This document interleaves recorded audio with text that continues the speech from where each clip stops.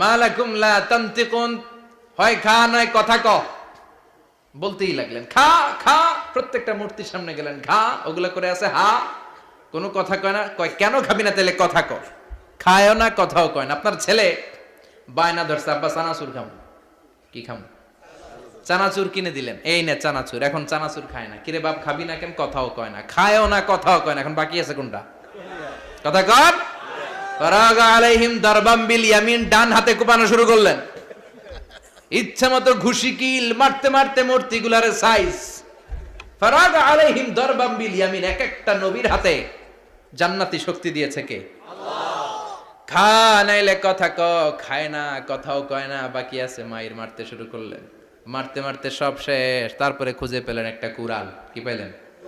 কুড়াল দিয়ে এখন মারতে আরো সুবিধা। খালি এটারে এভাবে মারে, ওইভাবে মারে। মারতে মারতে যতগুলো মূর্তি ছিল সবগুলো মেরে বড় মূর্তিটার গায়ে মারতে যাবে, in the meantime stop, কয় না এটারে মারুম না।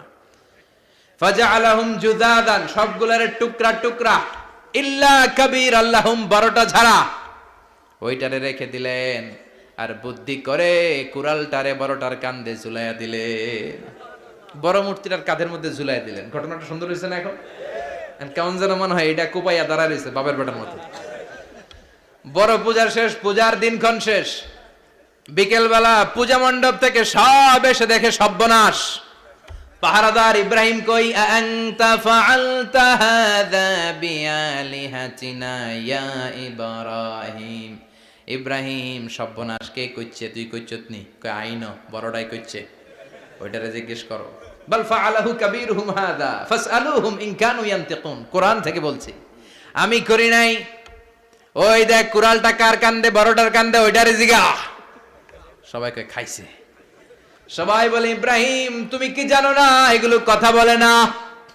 সাইয়েদনা ইব্রাহিম বলে যে এটা কথা কয় না, ওইটার পূজা করস কেন? যেটা কথা বলে না, যেটা নিজেরাই নিজেদেরকে মায়ের থেকে বাঁচাতে পারে না, নিজেরাই নিজেদেরকে রক্ষা করতে পারে না, তোরে কিভাবে রক্ষা করবে? এগুলোর পূজা কেন করিস? ফাবুহিতাল্লাযী কাফার। কারো কোনো জবাব নাই, লা জবাব। সবাইকে ইব্রাহিম